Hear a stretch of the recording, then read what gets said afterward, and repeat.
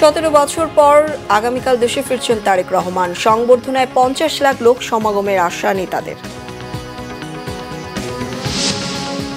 দিল্লিতে বাংলাদেশ হাই কমিশনের সামনেও হিন্দু উগ্রপন্থীদের বিক্ষোভ। ঢাকায় প্রণয় ভার্মাকে তলব, মিশনে হামলা চেষ্টার নিন্দা ও তদন্তের আহ্বান।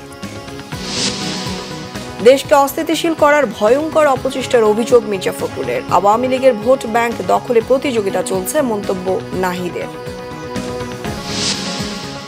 সুষ্ঠু নির্বাচনের মাধ্যমে অপবাদ ঘোচাতে চান সিইসি, ডিসিএসপিদের সাথে মতবিনিময়। অবৈধ অস্ত্র উদ্ধার ও সন্ত্রাসীদের ধরতে যৌথ অভিযান শিগগিরই। ক্রাউন সিমেন্ট সংবাদ শিরোনাম দেখছিলেন, এবার বিস্তারিত। দীর্ঘ 17 বছর পর আগামীকাল দেশে ফিরছেন বিএনপির ভারপ্রাপ্ত চেয়ারম্যান তারেক রহমান। লন্ডন থেকে সপরিবারে ফ্লাইটে উঠবেন স্থানীয় সময় আজ সন্ধ্যা 6টায়। বিএনপির আগামী দিনের কাণ্ডারিকে বরণ করতে নেতাকর্মীদের মধ্যে উৎসবের আমেজ। এরই মধ্যে 300 ফিট সংবর্ধনা মঞ্চ এলাকায় সারা দেশ থেকে নেতাকর্মীরা আসতে শুরু করেছেন। বিএনপি নেতাদের দাবি 25 ডিসেম্বর ঢাকা জনসমুদ্রে পরিণত হবে। তারেক রহমানের নিরাপত্তায় সরকারের পাশাপাশি দলের পক্ষ থেকেও নেওয়া হয়েছে বাড়তি উদ্যোগ। আরও জানাচ্ছেন সৈকত সাদিক। 25 ডিসেম্বর 2026 দেশে ফিরবেন বিএনপির ভারপ্রাপ্ত চেয়ারম্যান তারেক রহমান। নেতাকে বরণে বিএনপির রাজকীয় সম্বর্ধনা অনুষ্ঠানের মঞ্চকে ঘিরে সারা দেশের নেতাকর্মীদের ব্যাপক উৎসাহ উদ্দীপনা। রাজধানীর বসুন্ধরা আবাসিক এলাকার সংলগ্ন 300 ফিট এলাকায় দ্রুত গতিতে তৈরি হচ্ছে সম্বর্ধনা মঞ্চ। সারা দেশ থেকে বিএনপি নেতাকর্মীরা ছুটে আসছেন। সময় যত গড়াচ্ছে নেতাকর্মীদের ভিড় তত বাড়ছে।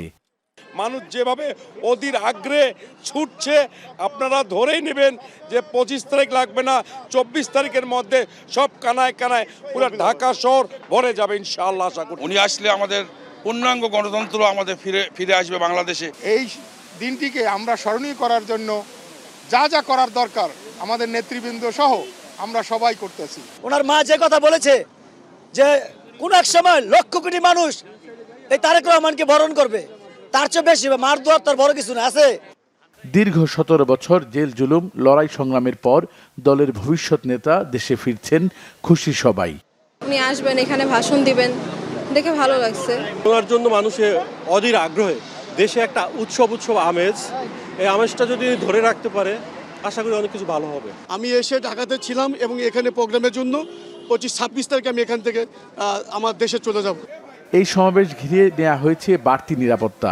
মঞ্চের সার্বিক অগ্রগতি নিয়মিত পরিদর্শন করেন দলের কেন্দ্রীয় নেতারা। তাদের প্রত্যাশা অর্ধকোটি মানুষের সমাগম ঘটবে তারেক রহমানের সমাবেশে। অর্ধ কোটিরও বেশি মানুষের উপস্থিতি হবে সেদিন ঢাকায়। আমাদের অন্যান্য যে প্রস্তুতি সেগুলো সম্পন্ন হওয়ার পথে। তাকে যে সতর্কতা এবং তার যে নিরাপত্তা সেটা বিধান করার দায়িত্ব প্রথমত সরকারের, তারপর দল সে বিষয়ে পদক্ষেপ গ্রহণ করছেন, একটার পর একটা তারা সেই প্রস্তুতি নিচ্ছেন। এটা লক্ষ লক্ষ লোক, এটা মানে কোনো সংখ্যা দিয়ে নিরূপণ করা সম্ভব হবে না, কারণ আমরাও বলতে পারবো না যে কত লক্ষ লোক আসবে। কারণ বগুড়া থেকে কয় লক্ষ লোক আসবে, রাজশাহী থেকে কয় লক্ষ লোক আসবে, ফেনী থেকে কত আসবে। তারেক রহমানের জন্য তৃণমূল নেতাকর্মীদের বাড়তি আবেগ ও ভালোবাসা। দূর দূরান্ত থেকে ছুটে আসছেন ভিন্ন ভিন্ন সাজে। যেহেতু আমাদের নেতা আসার শুনেই তো আমি এখানে এসেছি। তারা যে ভালোবাসি, ওই দলকে ভালোবাসি, এই দলের জন্য ভালোবাসার জন্য আমরা জীবন দিতে রাজি। সৈকত সাদিক, বাংলা ভিশন, ঢাকা। ভারতের নয়াদিল্লিতে বাংলাদেশের হাই কমিশন আর কলকাতায় ডেপুটি হাই কমিশনের সামনে গতকাল আবারও ব্যাপক বিক্ষোভ করেছে উগ্রবাদী হিন্দুরা। ঢাকায় ভারতের হাই কমিশনার প্রণয় ভার্মাকে তলব করে বাংলাদেশ মিশনে হামলা চেষ্টার নিন্দা ও ঘটনার তদন্তের আহ্বান জানানো হয়েছে। নয়াদিল্লি সহ অন্যান্য মিশনগুলোতে নিরাপত্তা জোরদারের আহ্বানও জানিয়েছে পররাষ্ট্র মন্ত্রণালয়। এদিকে দিল্লিতে নিযুক্ত বাংলাদেশের হাই কমিশনার রিয়াজ হামিদুল্লাহকে মঙ্গলবার দেশটির পররাষ্ট্র মন্ত্রণালয়ে তলব করা হয়। বাংলাদেশে থাকা ভারতের হাই কমিশন সহ অন্যান্য স্থাপনা এবং সংখ্যালঘুদের নিরাপত্তার বিষয়টি জানানো হয়েছে তাকে। আরও জানাচ্ছেন ইমরুল কায়েস। ময়মনসিংহে দীপু দাস হত্যাকাণ্ডকে কেন্দ্র করে ভারত বাংলাদেশ টানাপোড়েনের মধ্যে মঙ্গলবার সকাল থেকে দিল্লিতে চাপা উত্তেজনা চলছিল। বেলা বাড়লে হাইকমিশনের বাইরে বিক্ষোভকারীদের ভিড় বাড়তে থাকে। উগ্রবাদী বিশ্ব হিন্দু পরিষদ, বজরং দল ও হিন্দু জাগরণ মঞ্চের নেতাকর্মীরা বাংলাদেশ মিশনের সামনে বিক্ষোভ শুরু করে। বিক্ষোভকারীদের ঠেকাতে 3 স্তরের নিরাপত্তা বলয়ে ঘিরে ফেলা হয় বাংলাদেশ হাইকমিশন চত্বর। আইনশৃঙ্খলা বাহিনীর অতিরিক্ত সদস্য মোতায়েন করে বসানো হয় ব্যারিকেড। এক পর্যায়ে বিক্ষোভকারীরা ব্যারিকেড ভাঙার চেষ্টা করলে পুলিশের সাথে ধস্তাধস্তি হয়।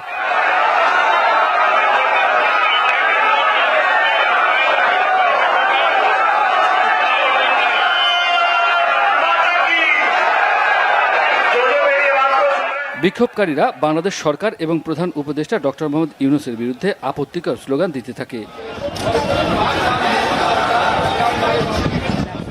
এদিকে টানা দ্বিতীয় দিনের মতো কলকাতার পার্ক সার্কাসে বাংলাদেশ ডেপুটি হাইকমিশনের সামনে বিক্ষোভ করেছে হিন্দু জাগরণ মঞ্চ ও বজরং দল।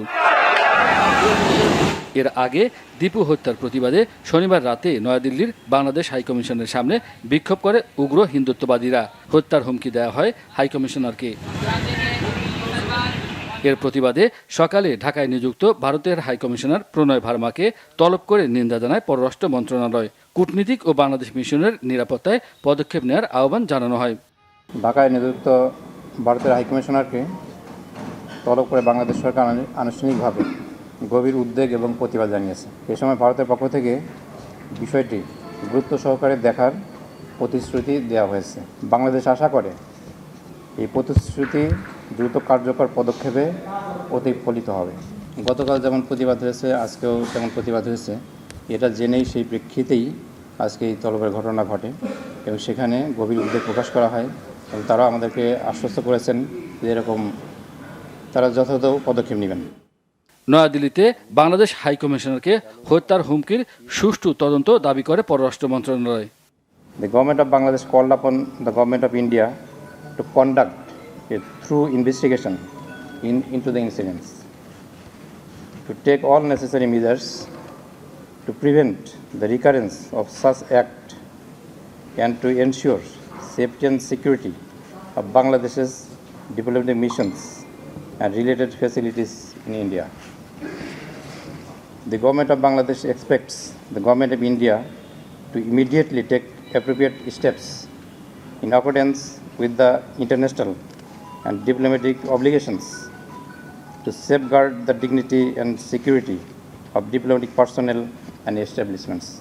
ভারতে পরিস্থিতি স্বাভাবিক না হওয়া পর্যন্ত ভিসা প্রদান স্থগিত থাকবে বলে জানান পররাষ্ট্র মন্ত্রণালয়ের মুখপাত্র। ইমরুল কায়েস, বাংলা ভিশন, ঢাকা। এদিকে অর্থ উপদেষ্টা ডক্টর সালেউদ্দিন আহমেদ জানিয়েছেন, ভারতের সাথে কোনো তিক্ত সম্পর্ক চায় না বাংলাদেশ। দেশটির সাথে সম্পর্ক উন্নয়নের চেষ্টা চালিয়ে যাচ্ছে অন্তর্বর্তী সরকার। গতকাল বিকেলে সচিবালয়ে সরকারি ক্রয় সংক্রান্ত উপদেষ্টা পরিষদ কমিটির বৈঠকে ভারত থেকে 50,000 টন নন বাসমতি চাল এবং পাকিস্তান থেকে আরও 50,000 টন আতপ চাল কেনার সিদ্ধান্ত নেওয়া হয়। বৈঠক শেষে অর্থ উপদেষ্টা জানান, ভারতের সঙ্গে বাংলাদেশের অর্থনৈতিক সম্পর্ক আর কূটনৈতিক সম্পর্ক সম্পূর্ণ আলাদা।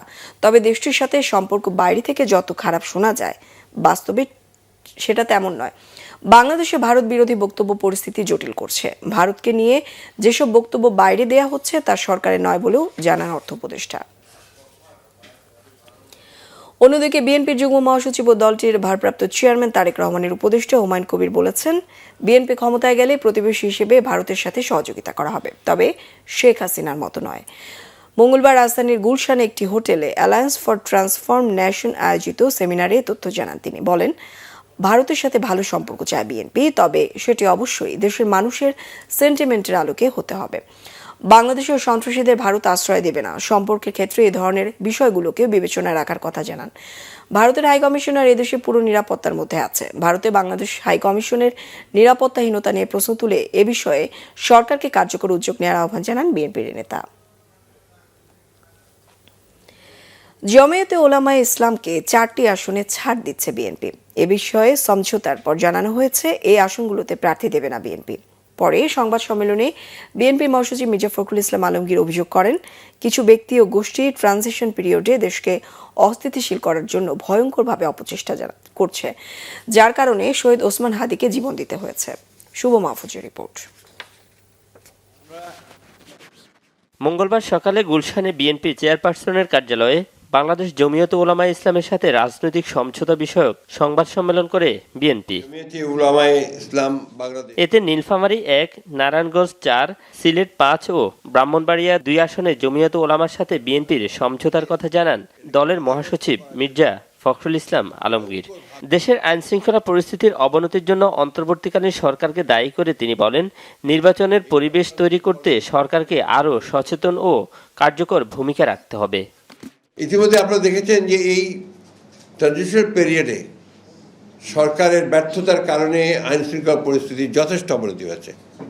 আমাদের প্রত্যাশা ছিল যে প্রফেসর ইউনূসের যে সরকার, সেই সরকার অন্তত এই কয়েকটা মাস তারা তাদের যোগ্যতার পরিচয় দেবেন এবং এফিসিয়েন্সির সঙ্গে দেশকে পরিচয়, কিন্তু নির্বাচনের যে পরিবেশ তৈরি করা, এই পরিবেশ তৈরি করা যে তাদেরকে আরও সচেতন এবং ইতিবাচক ভূমিকা পালন করা দরকার। এ সময় দলের স্থায়ী কমিটির সদস্য সালাহ উদ্দিন আহমেদ জানান, যেসব আসনে সমঝোতা হয়েছে সেখানে বিএনপির কোনো প্রার্থী থাকবে না। যে সমস্ত আসন তাদের সাথে আমাদের সমঝোতা হয়েছে, ওই আসনে বিএনপির কোনো প্রার্থী থাকবে না।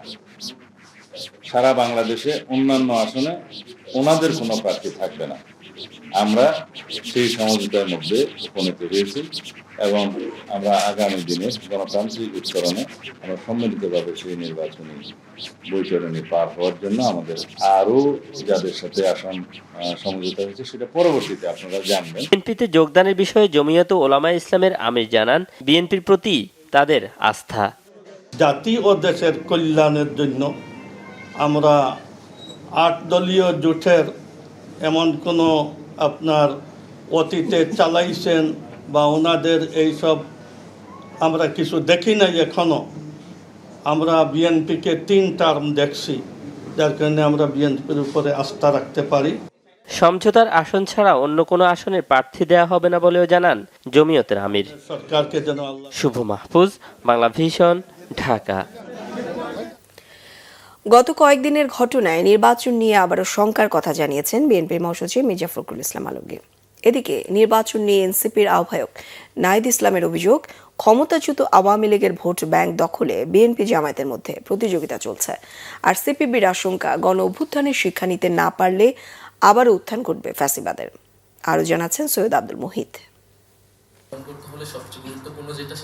রাজধানীর আগারগাঁওয়ে ডেইলি স্টার আয়োজিত নির্বাচনী সংলাপে অংশ নেয় বিএনপি, জামাত, এনসিপি, সিপিবি সহ বিভিন্ন রাজনৈতিক দল।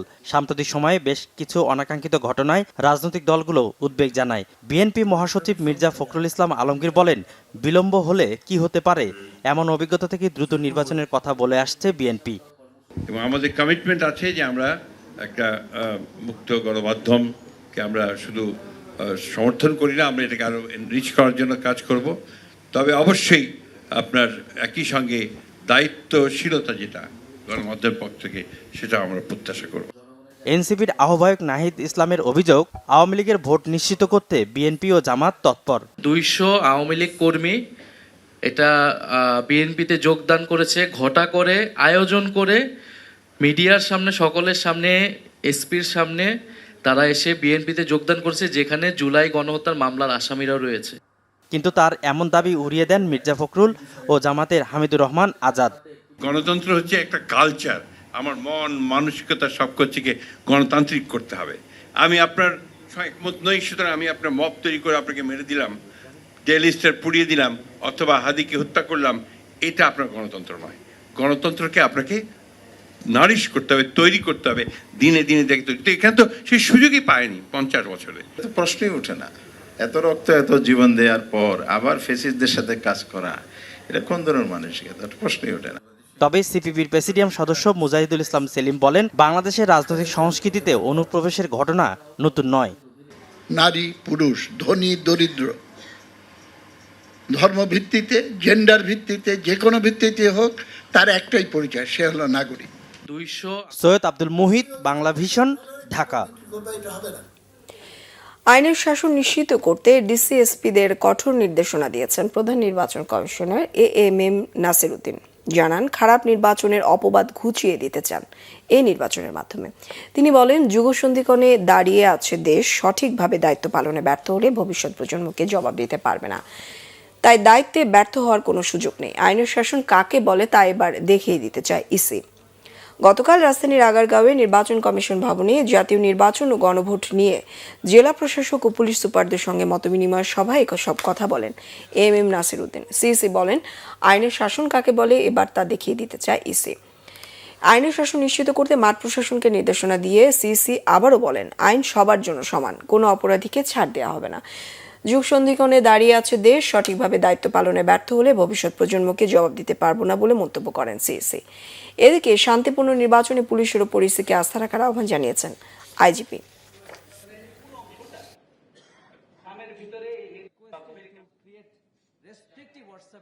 বলা হচ্ছে আমরা নির্বাচন ব্যবস্থাকে ধ্বংস করে দিয়েছি, বলা হচ্ছে আমরা সব যোগসাজশ করে একটা ম্যানেজড ইলেকশন করেছি।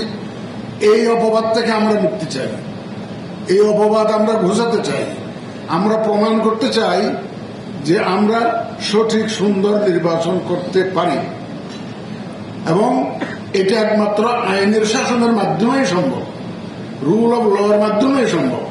সুতরাং আপনারা যেটা মাঠ পর্যায়ে যারা আছেন তারা আইনের শাসনটা নিশ্চিত করবেন, এটাই হচ্ছে আমার that is the bottom line. আইনের শাসন মানে আইন উইল বি ব্লাইন্ড, ল আপনার সবার জন্য সমানভাবে আপনারা প্রয়োগ করবেন। জাতীয় পার্টির একাংশের নেতৃত্ব আনোয়ার হোসেন মঞ্জুর জেপি সহ কয়েকটি দল নিয়ে গঠিত জাতীয় গণতান্ত্রিক ফ্রন্টের প্রার্থী ঘোষণা করা হয়েছে।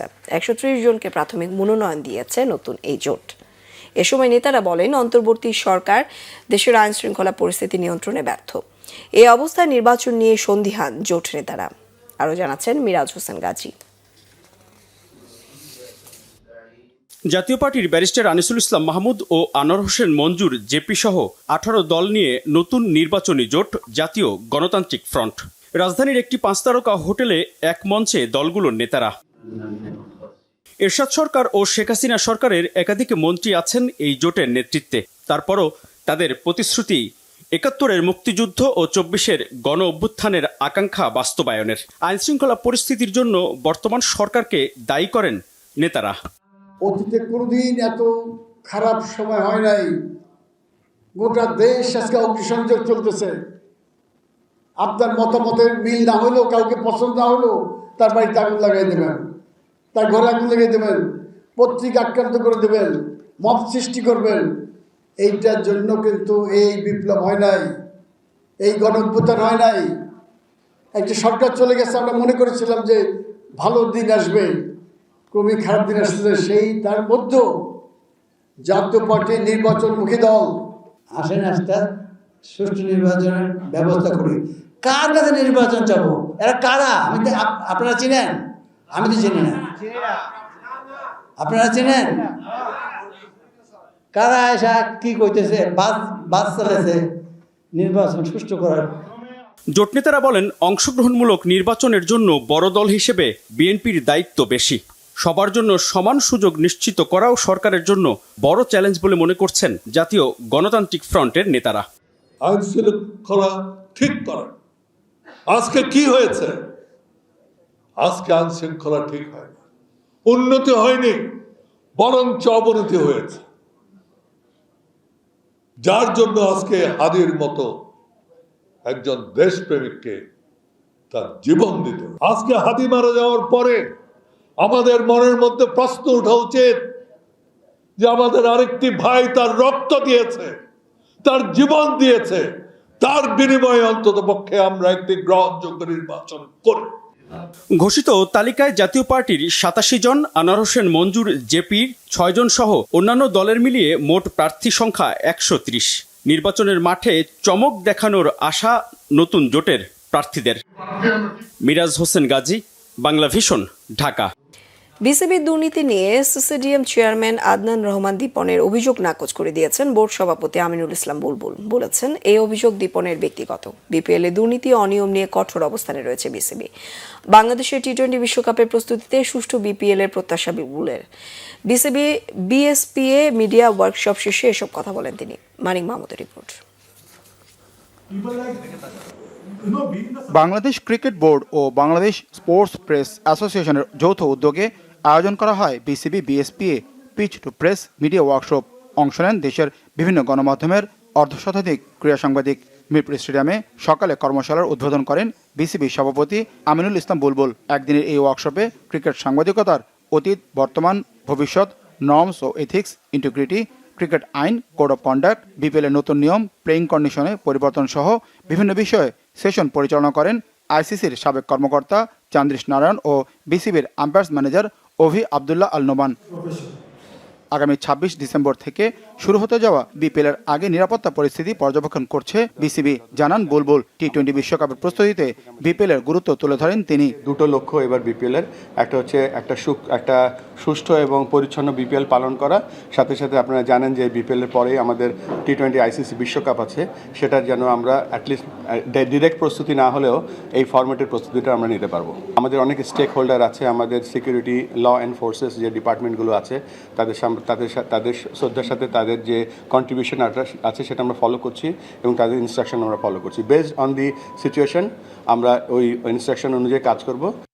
গত 6 মাসে বর্তমান বোর্ডের দুর্নীতি বিসিবির সাবেক সভাপতি নাজমুল হাসান পাপনের 15 বছরের দুর্নীতিকেও ছাড়িয়ে গেছে। বিসিবি পরিচালক ও সিসিডিএম চেয়ারম্যান আদনান রহমান দীপনের এমন অভিযোগ নাকচ করে দেন সভাপতি বুলবুল।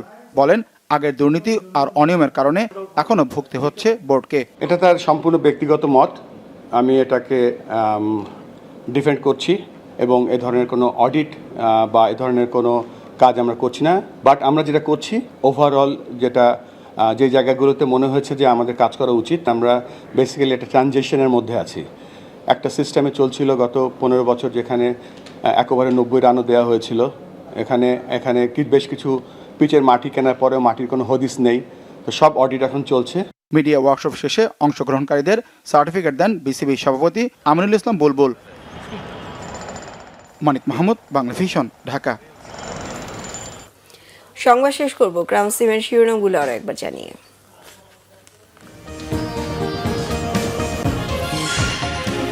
17 বছর পর কাল দেশে ফিরছেন তারেক রহমান। সংবর্ধনায় 50 লাখ লোক সমাগমের আশা নেতাদের। দিল্লিতে বাংলাদেশ হাই কমিশনের সামনে হিন্দু উগ্রপন্থীদের বিক্ষোভ। ঢাকায় প্রণয় ভার্মাকে তলব। মিশনে হামলা চেষ্টার নিন্দা ও তদন্তের আহ্বান। দেশকে অস্থিতিশীল করার ভয়ঙ্কর অপচেষ্টার অভিযোগ মির্জা ফখরুলের। আওয়ামী লীগের ভোট ব্যাংক দখলে প্রতিযোগিতা চলছে, মন্তব্য নাহিদের। সুষ্ঠু নির্বাচনের মাধ্যমে অপবাদ ঘোচাতে চান সিসি, ডিসিএসপিদের সাথে মতবিনিময়। অবৈধ অস্ত্র উদ্ধার ও সন্ত্রাসীদের ধরতে যৌথ অভিযান শিগগিরই। এই ছিল এখনকার মতো। পরের সংবাদ সকাল 10টায়। 9টায় রয়েছে নিউজ টপ 10 দেখার আমন্ত্রণ রইল। এছাড়া বাংলা ভিশন সংবাদ ও সংবাদ সংশ্লিষ্ট অনুষ্ঠান দেখতে ভিজিট করুন www.bbnews24.com, facebook.com/banglavisionnews এবং সাবস্ক্রাইব করুন youtube.com/banglavisionnews। সঙ্গে থাকায় ধন্যবাদ সবাইকে।